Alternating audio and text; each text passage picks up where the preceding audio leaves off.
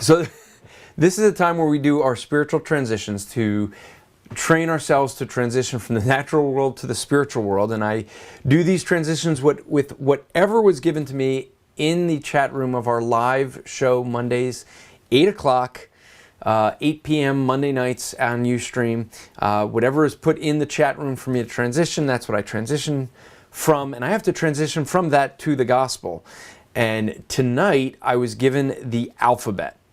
The alphabet is what I have to transition. So I have to transition from the alphabet to the gospel. Now I was told not alphabet soup, but the alphabet. So that's actually, the more I think about it, it's actually kind of easy. I was kind of not sure where I was going to go with it, but now that I think about it, I think about an alphabet. An alphabet is evidence of intelligence. Why? Because we have language. We speak in an intelligent way. We have a language where we communicate. Letters in an alphabet put together in a correct order. We understand the meaning of that. We're the only creature that God created outside of angels. I guess angels would understand an alphabet probably, but no animal understands or has an alphabet. Now people argue, well, they communicate to one another. That is true. Some animals do seem to have an ability to communicate with one another, but what they do not have an ability to do is have a grammar. So when we talk about grammar with a language that's unique to human beings, and that is evidence of our intellect and our ability to reason, and we can look at these letters and know the ordering.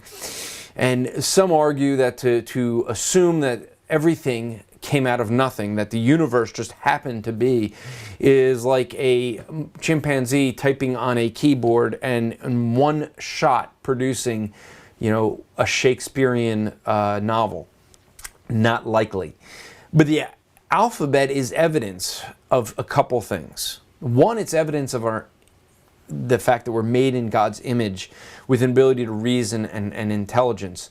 It's also an evidence of something else.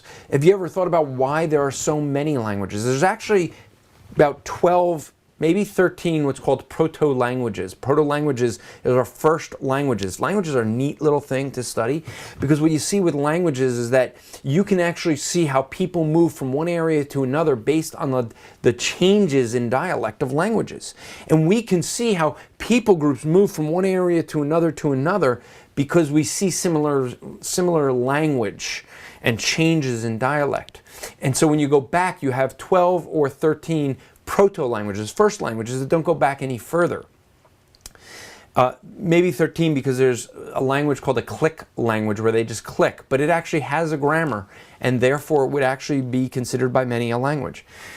That's interesting in a couple points, because why are there so many languages? Well, there's so many languages because back many years ago at the Tower of Babel, man wanted to be like God and create basically a building, a structure to get them to heaven so they can reach up to God.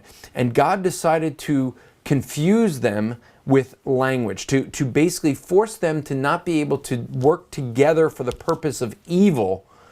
And therefore he gave them different languages, and by that spread them out.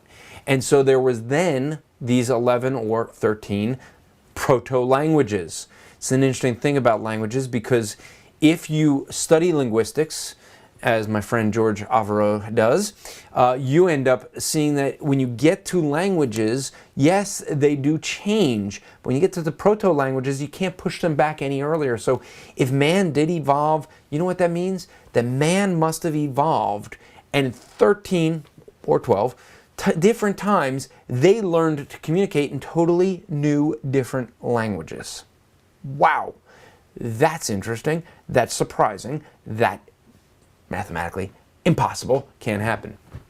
But the fact that we have these languages is yet another evidence that the Bible is true. It explains how we got these languages, and the reason we got these languages is because we struggle with an issue called sin. We want to be God. It's the reason we come up with theories like evolution, where we could just reject God altogether and pretend he doesn't exist so we could be God. And the reality is we suffer from the same problem that they suffered in Babylon, that they wanted to be God and they wanted to be the king. And the reality is that when we look at languages, it should be an evidence of God's judgment on the human race when they think they could be like God. But that judgment isn't just on the human race, but actually on individuals. We as individuals will suffer because we break God's law. But God did make a way of escape. God himself came to earth, died on the cross 2,000 years ago as a man, and paid the fine for men. That's the good news of Jesus Christ. And that's how I would transition from the alphabet to the gospel. How would you